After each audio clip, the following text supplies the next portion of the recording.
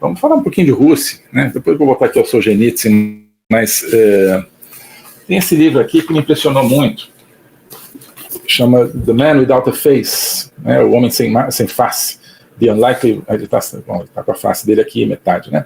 The Unlikely Rise of Vladimir Putin, né? A ascensão improvável de Vladimir Putin, que é da Masha Gessen, uma jornalista russa. O livro é publicado mais ou menos em 2012, então não tem muita coisa que a gente tem visto ultimamente. Mas ela deixa muito claro qual é o esquema na Rússia, qual é o esquema de poder do Vladimir Putin, e não deixa muita dúvida de que é um esquema neossoviético. Não importa se é comunista no sentido, não é marxista, talvez no sentido de impor, né, uma leitura obrigatória de Marx e tal. Isso até que é um problema, porque, né, disfarça. Mas é um sistema neossoviético, né? Os mecanismos de poder, de exercício de poder da União Soviética estão sendo reeditados.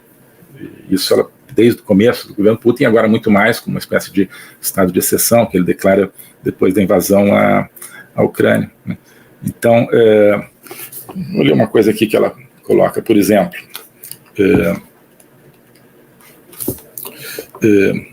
Ela diz o seguinte: o sistema, basicamente, ele é baseado no roubo, tá?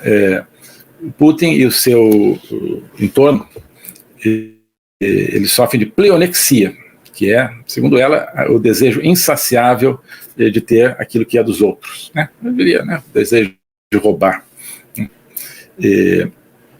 E um dos ainda vivos opositores do Putin, que é o Navalny, esqueci o primeiro nome, não sei se é Sergei Navalny, ele criou uma expressão que pegou, eu não sei como é em russo, mas ela diz aqui, que chama o Putin e o entorno do Putin, e todo o sistema de poder, chama isso de o partido dos embusteiros e ladrões, né, The Party of Crooks and Thieves, em inglês, não sei como é em russo, mas é o corruptariado brasileiro, a expressão que eu, né, tenho usado para caracterizar o nosso esquema de poder, né, que é o que vai além do PT, né, abrange, né, outros partidos, outras correntes políticas, outras pessoas que não estão diretamente na política partidária, né, mas é o nosso corruptariado, é o modelo de poder na Rússia, é o partido dos embusteiros e ladrões, né.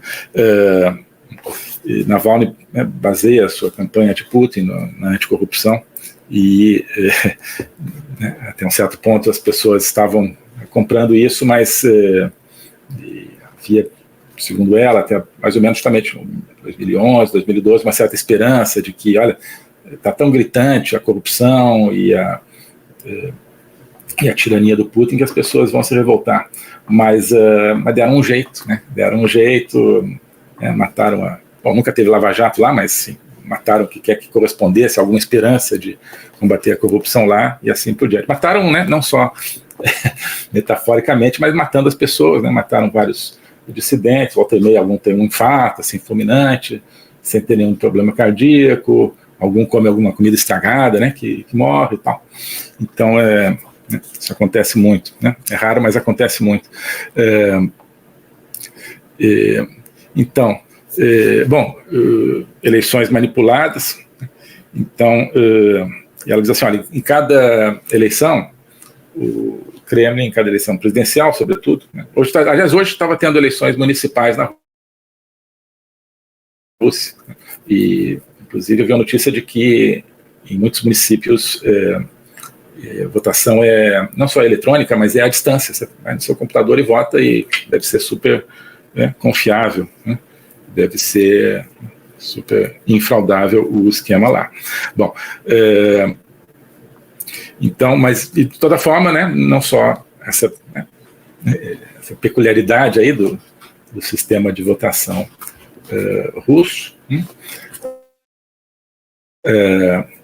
então, um sistema que tem certo parentesco com um país que a gente conhece, mas, além disso, ela diz que em cada eleição o poder, enfim, Putin, o Kremlin, escolhe um partido de oposição, essa vai ser a oposição agora, a oposição permitida, né, naquele ano, naquela eleição, sobretudo nas presidenciais, que eles sabem alguém que está controlado, que não tem o menor problema, mas que faz ali a campanha, Putin não dá mais e tal, esse cara não dá, né? E esse candidato de oposição, aí eles escolhem se vai ter 30%, se vai ter 28% de votos, 27%, aí o Putin ganha com 60%, 70%, 80%. Tem outros candidatos ali com 2 ou 3, que também são todos escolhidos, né? Ela conta várias histórias de pessoas que, né, tentaram, então, se apresentar como candidato independente e, né, sofreram todo tipo de ameaça, intimidação. Um deles, o Garry Kasparov, o grande enxadrista, campeão mundial de xadrez, que tentou se colocar como uma alternativa de poder ao Putin e, enfim, né, e viu que não ia dar, porque não, né, todas as condições de fazer uma campanha minimamente limpa, minimamente que chegasse às pessoas, lhe eram tiradas, não tinha tempo de televisão, né? E lá tem, né, justiça eleitoral, algo equivalente, né? Então não é assim, não é uma ditadura, tá certo? Mas na prática não tinha tempo de televisão, não tinha tempo de rádio, chegar numa cidade para fazer uma palestra, falar, olha só, o lugar que você ia fazer a palestra para 2.000 pessoas, teve um problema aqui de infiltração, a gente teve que fechar. Aí chegava na outra cidade e falou assim, então, teve aqui, caiu aqui o teto do lugar que você ia fazer a palestra e, bom, tem esse tipo de história. Então, na prática, né, concorre sempre, então, uma oposição permitida, né, semelhante ao que acontece no Brasil, quando tem, né, uma oposição não permitida, ela rapidamente é intimidada e tirada do cenário. Então ela chama de mock elections, né? Eleições farsa, né? Eleições de farsa. Uma espécie de teatro das tesouras, né? Também, por que não? Como a gente vê no Brasil. E, então, com isso, o Putin se eterniza no poder, e ela diz, olha, no momento que o Putin se eternizou no poder, com as emendas constitucionais que permitiram ele depois, quer dizer, ele ficou 2 mandatos, então entrou entre 2000 e 2008, né? Aí entra o Medvedev como um presidente de fachada, o Putin continuou como primeiro-ministro mandando durante 4 anos do Medvedev, mas de qualquer forma depois ele volta à presidência dentro da Constituição antiga e muda a Constituição para poder ser reeleito indefinidamente. Então agora nem precisa de Medvedev para arriscar ali durante 4 anos ter um presidente de fachada, ele fica para sempre, isso aqui é o modelo soviético, entre outras coisas. Então, democracia de fachada, né, assassinatos, intimidação, perseguição de opositores. Ela conta várias histórias de como ele acaba com qualquer empresário independente na Rússia. Então, um grande empresário e tal, o maior do país, então ele vai lá e dá um jeito através dos tribunais, né? Tribunale Speciale também, como nós já vimos aqui, nem precisa ser especial, né?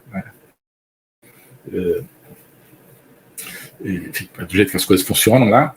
Então os tribunais vão lá e falam, olha, aqui tem um problema com a sua empresa aqui, sinto muito, você vai perder a sua empresa. E se o cara reclamar, pois é, sua mulher, sua filha ainda mora no endereço tal, né? O cara, não, sim, mas só pode deixar, não, tranquilo, entendi, concordo, excelência. Né?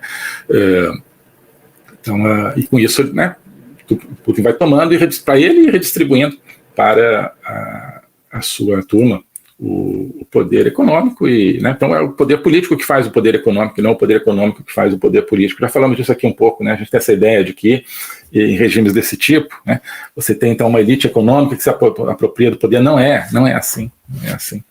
Você tem uma elite política que se torna uma elite econômica, administrando. Isso é o que acontece no Brasil, né, a elite política que domina a economia. Só os empresários admitidos, né. Você tem uma direita permitida, você também tem um empresariado permitido, a gente sabe disso no Brasil. Esse empresariado permitido é aquele que prospera graças aos seus laços com a bandidagem política. o empresariado não permitido, enfim, né, dono da Havan, por exemplo, né, resolve não fazer negócio sem estar no esquema, né, sofre aquilo que sofre. Então, no Brasil só tem, né, a grande empresa só tem empresariado permitido. A pequena empresa vai acabar mesmo com as regras tributárias e tudo isso. Então, você cria um modelo de oligarquia econômica bastante semelhante ao da Rússia, né? Por isso também, né, tanta simpatia aí recíproca, talvez, não é simplesmente assim, porque eu gosto de vodka, né? Porque também gostam de vodka, né? Mas é porque gostam, né? Gostam bastante, e de outras bebidas caras aí, mas é porque o sistema é semelhante. Bom, então ela diz, né? Então, o sistema da União Soviética, esse aqui é uma autora que não é de esquerda, visivelmente, tá? No sentido, né, que a gente daria, qualquer sentido que a gente daria à esquerda. Então, é um bando de teóricos da conspiração, de extrema-direita, que vê comunismo em tudo. Não, né? Um autor de esquerda liberal, digamos, que diz, olha, a transformação da Rússia de novo, numa União Soviética, se completou em 2011, segundo ela, com a nova regra de reeleição indefinida do Putin. Tá? E, enfim, até antes disso, mas quando ele volta ao poder depois do Medvedev, já tendo estado desde sempre no poder. Então é um sistema assim, um controle da mídia, né? Adquiriram de uma maneira ou de outra, expulsaram toda a mídia independente, quer dizer, confiscaram de uma maneira ou de outra a propriedade de qualquer canal de mídia independente ou de mídia de oposição, né, com todos esses mecanismos de intimidação fiscal, intimidação enfim, armada, intimidação através de mecanismos de pressão à família, tudo isso. Então, tinha ali uma grande televisão, um cara que é contra o Putin, daqui a pouco não é. Um grande jornal, daqui a pouco não é. Vai lá, está com um amigo agora. Isso, né, acontece em toda a Rússia hoje. Então, eles têm, segundo ela, o monopólio da votação, né, assim, do processo de votação, e o monopólio da mídia, né, e o monopólio econômico também, que ela não fala, mas nesse mesmo momento em que ela diz isso, mas é algo também semelhante ao que acontece no Brasil, né? O globalismo existe, é uma coisa concreta. Ele é composto pelo Great Reset, do Fórum Econômico Mundial, pelo projeto hegemônico da China, pelo programa de manipulação e conquista da América do Sul pelo Foro de São Paulo e outros elementos. E esses elementos, eles atuam uns em benefício dos outros, sempre, principalmente através do controle da linguagem, porque o controle da linguagem é o controle do nosso pensamento. Então nós estamos tendo o nosso pensamento reprogramado, e essa reprogramação vai contra a nossa liberdade, vai contra a essência do ser humano. Isso é o globalismo. Com base nesse estudo, nessa experiência, é que eu criei o curso de Logopolítica. Toda semana eu dou aulas sobre geopolítica, literatura, filosofia, cultura de um modo geral, tudo isso em conjunto formando um espaço de conhecimento que eu denomino a logopolítica, para nós não apenas entendermos a ameaça do globalismo, mas podermos nos contrapor a ela. Se você quiser entrar nesse projeto de conhecer o globalismo e enfrentar o globalismo, clique aqui